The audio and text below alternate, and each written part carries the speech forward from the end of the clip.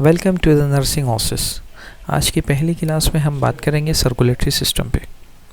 Circulatory system में हम heart को डिस्कस करेंगे। आज चूँकि हमारा एक जनरल ओवरव्यू होगा, सो हम डिस्कस करते हैं कार्डियोवैस्कुलर सिस्टम। कार्डियोवैस्कुलर सिस्टम की हम जब भी बात करते हैं, इसमें हमारे पास दो चीज़ें सामने आएंगी, एक हमारा heart and the second one is blood vessels.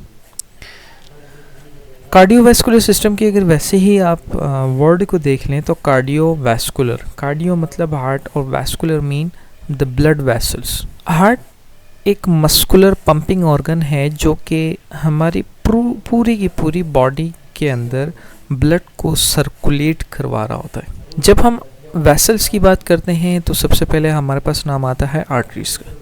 तो आर्टरीज हम उन वेसल्स को कहते हैं जो कि ब्लड को हार्ट से बॉडी की तरफ लेकर जा रही होती हैं, उन्हें उन वेसल्स को हम आर्टरीज कहते हैं।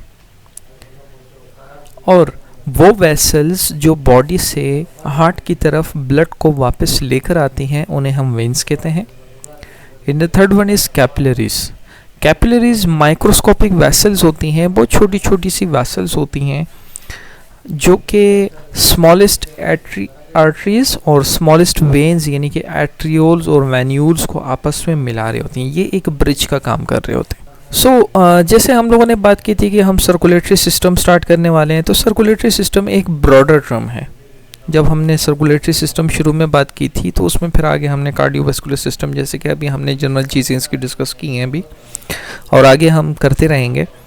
तो सर्कुलेटरी सिस्टम जो है वो एक ब्रॉडर टर्म है जिसमें हम ब्लड को डिस्कस करते हैं, लिम्फोइड सिस्टम को डिस्कस करते हैं और हार्ट को डिस्कस करते हैं, जो कि हम स्टेप बाय स्टेप आपको बताते रहेंगे।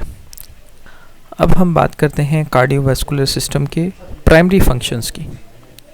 तो सबसे पहले अगर हम बात करें तो सबसे पहले जो फंक्शन है वो ये है कि हमारी बॉडी के सेल्स को ऑक्सीजन और न्यूट्रिएंट्स डिलीवर करने में अपना एक अहम किरदार अदा कर रहा है।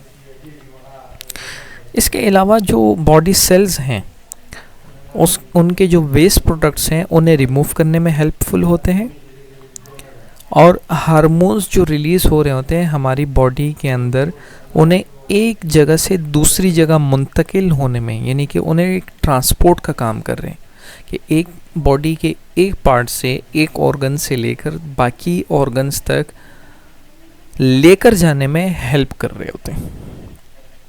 इसके अलावा बॉडी टेम्परेचर को रेगुलेट करने में हेल्पफुल साबित होते हैं और इन्फेक्शन और डिजीज़ के ख़िलाफ़ फाइट करने में हेल्पफुल रहते हैं। सो ये हमारी आज की क्लास थी। होप सो कि आपको चीज़ें समझ आई होंगी।